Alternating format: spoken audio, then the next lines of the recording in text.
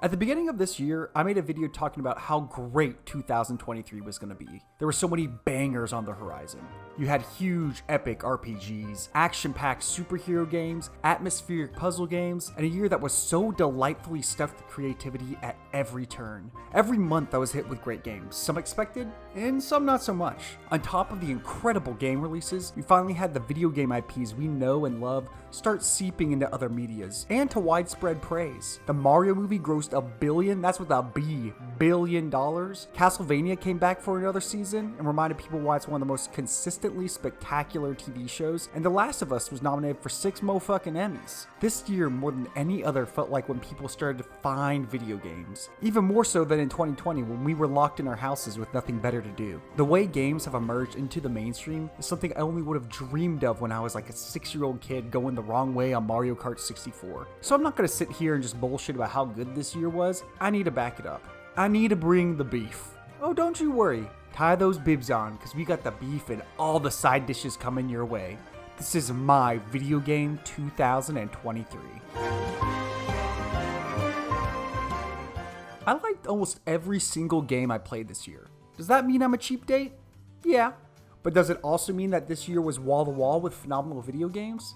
Abso-fucking-lutely. I kicked the year off with Fire Emblem Engage. While this didn't have the highs of 3 Houses, the game was still as addictive as ever. Fire Emblem is the best in the biz at RPG progression. They have so many bars moving up and level ups and upgrades. Every 5 minutes you're being rewarded. While the story and art style were rough, the gameplay and presentation were the bomb. If they can keep that and then dial down the anime eyes and cookie cutter story, that's the recipe for success for this franchise going forward. Jedi Survivor popped out, and I feel bad for this game because it gets generally forgotten in this year, but it's so good. The combat is Dark Soulsy, but feels more fair and reasonable. You have all the different stances, which are either really badass or just never used. Also in here is a great Star Wars story. The setting and the world are really cool. They lean into the space magic bits of Star Wars, which is kind of refreshing because sometimes the movies actually shy away from this. While on release it was a little janky, I had a blast with this game. And the back third is just haymaker after haymaker. If you're a Star Wars fan, this needs to jump up to the top of your backlog. I also did a little bit of just dabbling around this year. I jumped back into Halo and they removed the BR as a starting weapon, so that sucks ass. And the magic isn't quite there for me with that game, but I'm glad to see that they're iterating on it. I played Fall Guys and wanted to smash my head through the drywall when my stupid bean man rolled onto the ground like a hot dog with no bun. I played this League of Legends soccer game called Omega Strikers and proceeded to get my ass whooped for virtually every minute of playtime. But the thing that kept me coming back was my guy Dubu. This year was weird for me from a multiplayer game perspective. I played a lot of old games and only a few new ones. I don't know what it is, but I feel like I've just gotten my fill of machine guns, grenades, and people crouch spamming. I did give the finals a try, which isn't too bad. The gimmick here is that you can just blow everything up. It's really satisfying to blow out the floor with a breach charge, or to bring this big bitch in to plow through walls. You're approaching a building and it's literally just collapsing in front of you. That's pretty cool. And then someone starts crouch spamming. I still played a good amount of Valorant. I think I'm just at the point where Valorant is more my pace. I feel like the more methodical, slower shooters that reward smart positioning and patience, the pace is just so clean. Time between rounds, the buy phase, round time, agent select, all feel perfect. Lethal Company popped on the scene made by one single dude, and I'll admit, out of all these like horror co-op games, I like Lethal Company the best. The secret sauce of Lethal Company is twofold. One, there's actually meaningful progression. It has a little bit of that roguelite spice on with it, which makes it more engaging. Two, every session feels unique. And because it's unique, you can't really metagame it. My biggest gripe with games like Phasmophobia or Demonologist is eventually everyone plays enough to where you found the cracks and the exploits in the game. The things that were scary 5 sessions ago aren't scary anymore. And that's because you know, like, the monster can't enter this room, or you can stop them with this item, or you can just outrun them. Lethal Company, even 20 hours in, is still giving me unique experiences, and that'll keep me coming back again and again.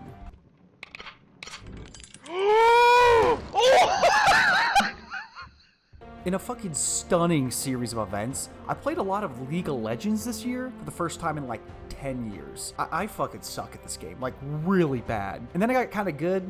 Oh nope, actually I suck. And then I got kind of good again. And then I just keep coming back and going up and down. I started realizing at this phase of my life, I don't need to be good at games, I just need to be serviceable enough to have fun. The last 15 years of having my blood pressure skyrocket while playing Warzone, Halo, and other shooters, that's just enough for me. I just want multiplayer games to be fun, and it's insane to me that League of Legends was the game that taught me that. Now there's one game you may notice I didn't mention, Overwatch. Overwatch is my most played game ever. It's such a special video game. The gameplay is so creative, the characters are just gorgeous, the visual style pops. This game has brought me countless hours of joy for the last 7 years. I forged and solidified lifelong friendships with my Overwatch group. When I started, we were just a bunch of stupid college kids, and now we've grown into these stupid adults, and Overwatch has been there every step of the way. I tapered down my time with Overwatch this year, and it's not because it necessarily isn't fun or I feel like the game is bad. It's just sometimes when you play a game for thousands of hours, you get your fill. I want to thank Overwatch for being a constant in my life, even when everything else seemed to be all over the place. One of my favorite games of all time.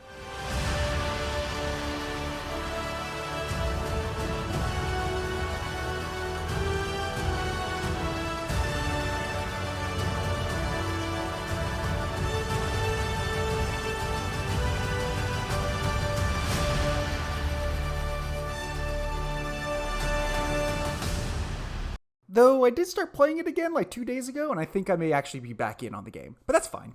Alright, now that we got a nice, sentimental, wholesome Overwatch tribute out of the way, let's talk some flesh-eating zombies. Resident Evil 4 came out this year and it was incredible. Played just like RE2 Remake, which is exactly what I wanted. It had that perfect every bullet counts gameplay loop, where you have to slow down and pick your shots. The thing I missed the most was the more Metroidvania style exploration that 2 did. 2 feels like at all times you're in one single area, while RE4 bounced you around a bunch of different big areas and you explored those and then moved on. But if you vibe with any Resident Evil game, then you need to have already played Resident Evil 4 because it will fit right in.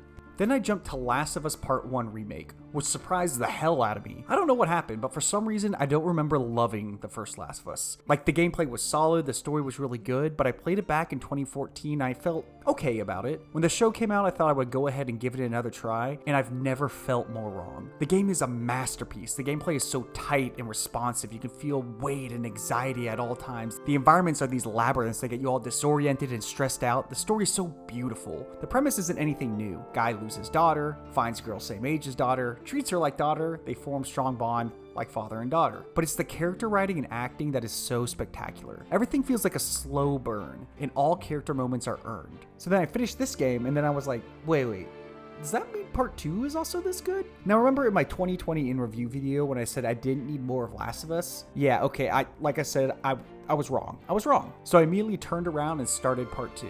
The Last of Us Part 2 is the best game that I will never play again. Not because it's bad in any way, it's spectacular, and I would say probably better than Part 1, but man, is this game fucking exhausting. It's so emotionally draining that I just don't have the energy to pick it back up and play again. As opposed to Part 1, which actually has its bright spots, I feel like Part 2 is just dark and dreary and an emotional sledgehammer the entire way through. I never was able to have a break. I never feel like I could just take a breath and smile. There's no giraffe moments in this game. Just like Part 1, the gameplay, writing, and acting are all in a league above anything else out there. It's what elevates the game to such masterpiece status. It solidifies itself as one of the best stories ever told across any medium. The only issue I have with this game is it's just too long. A 10-hour game would have been emotionally exhausting enough, but you're telling me I need to spend 20 hours in it? Jesus Christ. If you haven't played these games, I would highly recommend them, but just be ready, they're gonna stick with you for weeks after. After all that, I need a little palate cleanser, so I jumped into Diablo 4? Diablo 4 is a great entry in the series and made some awesome steps in the right direction to gain Diablo back as a household name. The gameplay is really quick and snappy, but you're mixing in that huge grind for gear that Diablo 2 nailed. While the highs aren't as high as D2, I think D4 was the perfect game to turn off your brain and shoot the shit with friends. While Blizzard stumbled a little bit on the delivery of D4's first season, they quickly turned it around with the vampire season or whatever the shit it is, when you're just mopping the floor with hundreds of dudes. And it's in that time when I'm just spinning around in circles, laying waste to all these guys, that the game really operates at its best.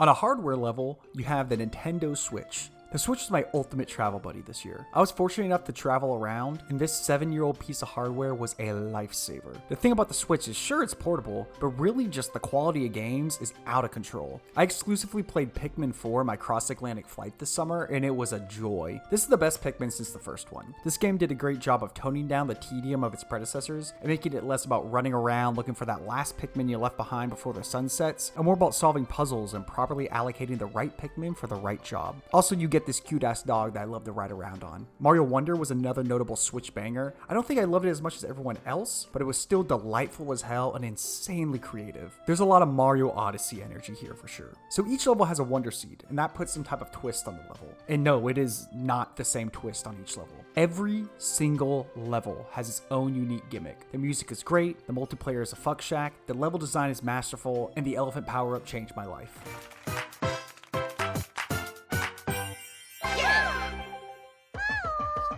I played Cocoon, which was made by the gameplay designer from Inside and Limbo. This puzzle game rocks. I don't want to show too much footage because the gimmick of this game is so creative and mind-bending that I would want you to experience it for yourself. Just know that you have an incredibly atmospheric world, this eerie soundtrack, and dozens of puzzles that are all incredibly rewarding to solve. Now, rounding out things before we jump to our top 5 is the new expansion of one of my favorite games of 2020, Cyberpunk 2077 Phantom Liberty. Welcome to Dogtown, you son of a bitch. Phantom Liberty is a full-on expansion to Cyberpunk.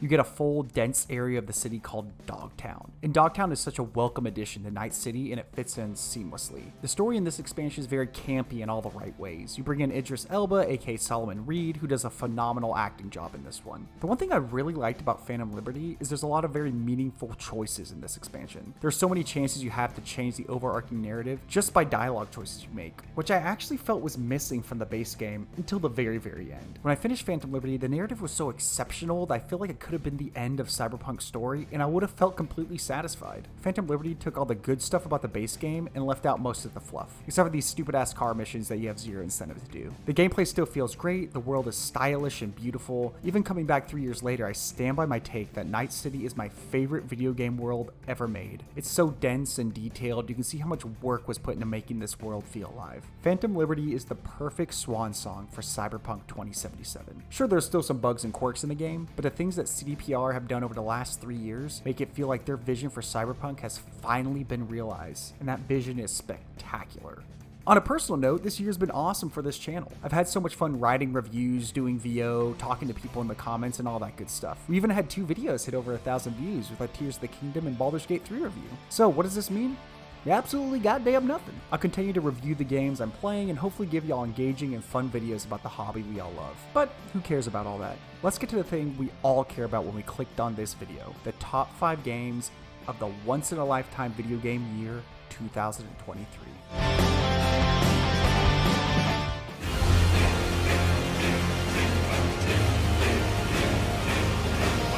Final Fantasy XVI is the prime example of a big budget game in 2023.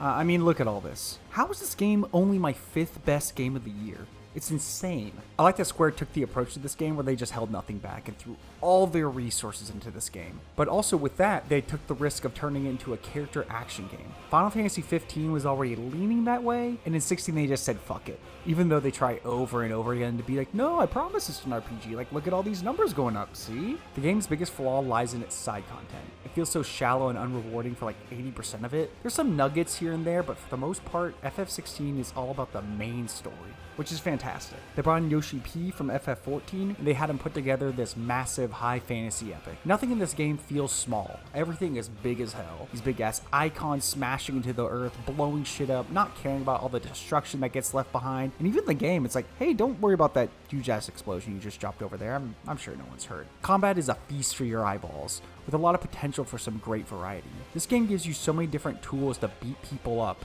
and if you don't use them all, you are missing out. Final Fantasy XVI definitely has its shortcomings, but overall it delivers everything you expected from it when it was announced. Incredible music, hyped story beats, and a combat system that puts every other character action game in 2023 to shame. Well, except one.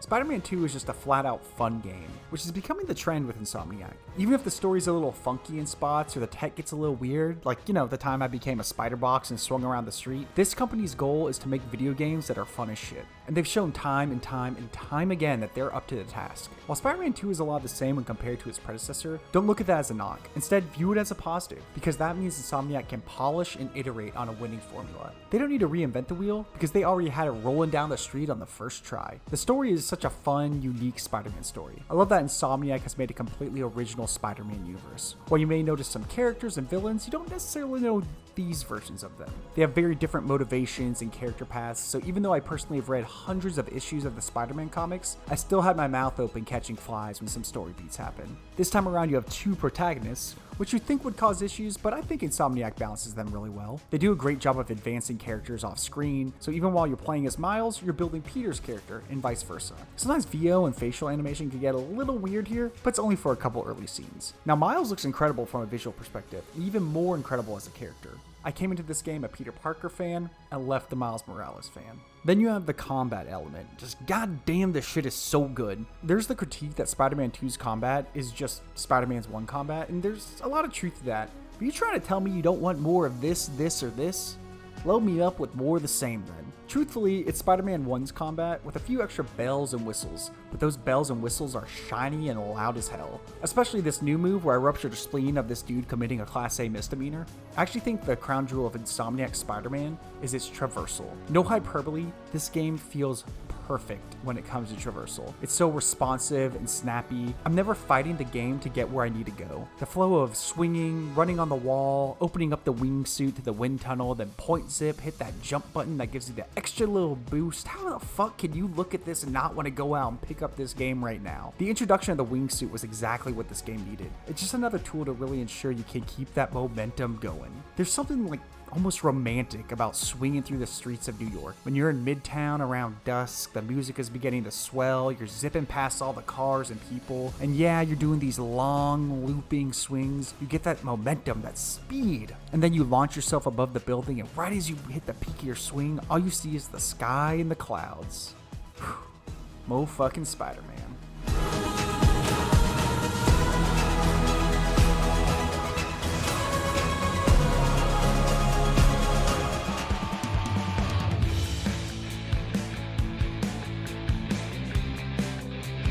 In a year that Baldur's Gate 3 swept the world by storm and caught so many people off guard, it was somehow not the most surprising game of the year. That honor goes to Hi-Fi Rush, the best game that Xbox has put out this decade. Hi-Fi Rush is so fresh, so creative, so beautiful. Everything about this game makes me all warm and fuzzy on the inside. The reason why Hi-Fi Rush is so incredible to me is it mashes together my favorite things about video games in a nice little 10-hour package. Fluid gameplay, iconic art styles, great characters, and some of the best video game music out there. This entire game is set to music. You enter the level and the entire environment is just dancing along to the rhythm. Buttons flash on beats, steam pops out on the downbeat, everything works in perfect harmony. There's so much to say when it comes to presentation.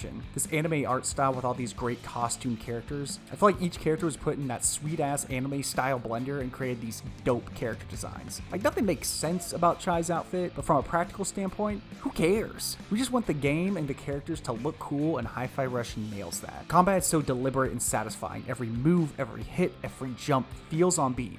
That's because it is.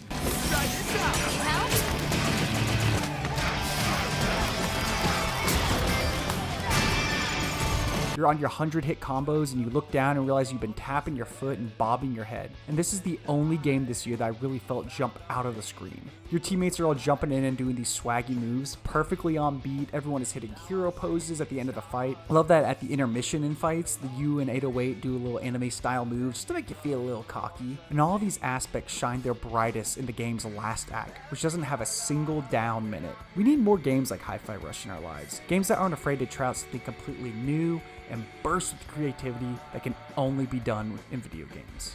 Now we stepped into the light. I couldn't have done it all without you. Synesthesia. Now, if you've been watching my channel this year, you probably have an idea of what my top 2 slots are for this year. But now I have to think of a way to kind of add suspense to this reveal, because when you see number 2, you'll know what number 1 is. I mean, I could just drone on and on about this year in video games and how it changed the entire culture.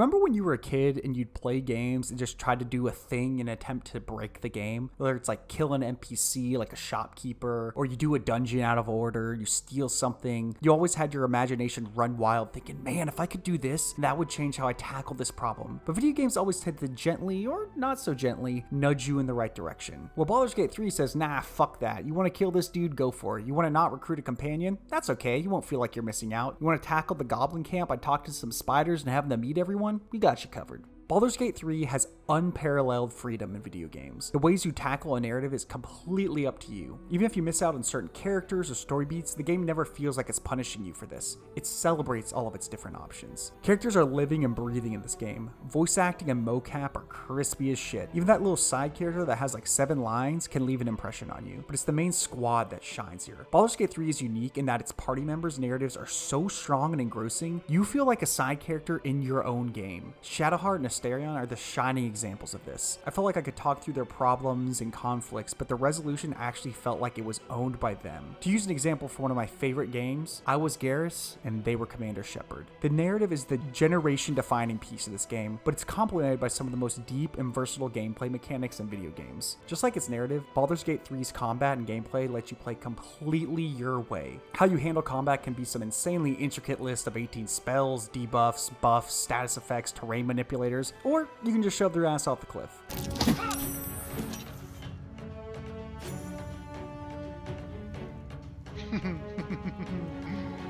Gameplay in BG3 never shies away from what pops into the player's mind. They let you express yourself through combat. The scope of Baldur's Gate 3 is hard to wrap my head around. This game has so many different experiences waiting for you in it that even on playthrough number 4, I'm still seeing new stuff. And that's a testament to how much dedication Larian Studios had to building out a video game that feels full.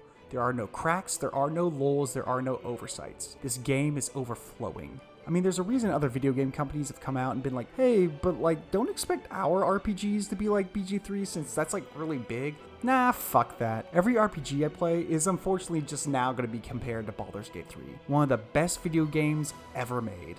And would be my game of the year in almost any other year. But unfortunately for Baldur's Gate 3, we had this.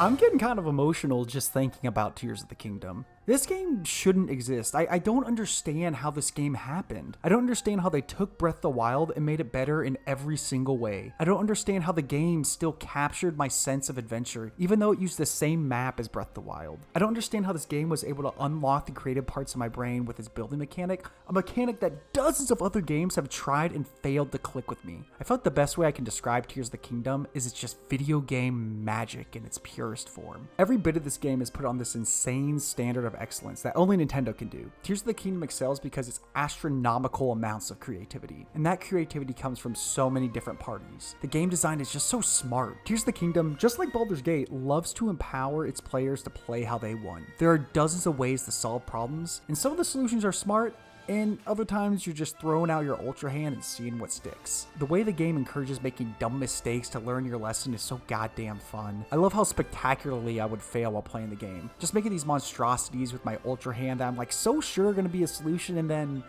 I somehow explode. In fact, I did a whole lot of exploding in this game.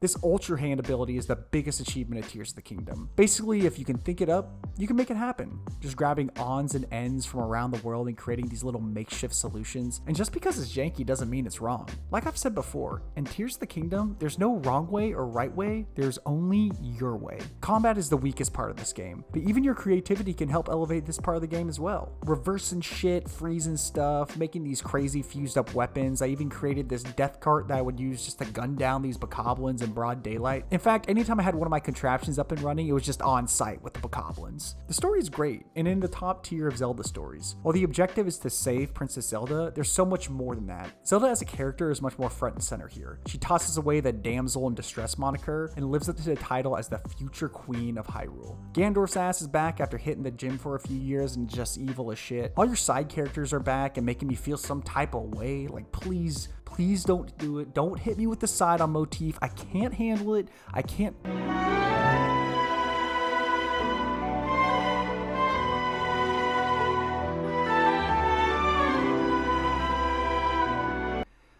Motherfucker. Speaking of motifs, the music here is the best in the series, and I really mean that. Lookout Landing, the Wind Temple boss, Lyrian Village, and so much more. The main theme of this game is undoubtedly in my top 5 main video game themes. Somehow this 150-second song is able to capture the full essence of Tears of the Kingdom. I remember when this game got first announced, I saw a trailer or two and I was like, I'm not sure if we really need this game. Then on launch day, I played from 10 a.m. to 4 a.m. and realized how goddamn stupid I really am. Tears of the Kingdom is one of the most important video games out there. It shows that video games can be good for the soul. They can make you feel that sense of adventure, like when you first land on Hyrule Field. They can make the hairs on the back of your neck stand up when you recognize that Rito Village motif. They can make you feel a sense of mystery as you dive into the depths for the first time. And they can make you feel brave, even when you're the last light standing in the dark. And no game does it better than Legend of Zelda Tears of the Kingdom. And now, with the dust settled, I can confidently call Tears of the Kingdom my game of the year and call 2023 my favorite year in gaming history.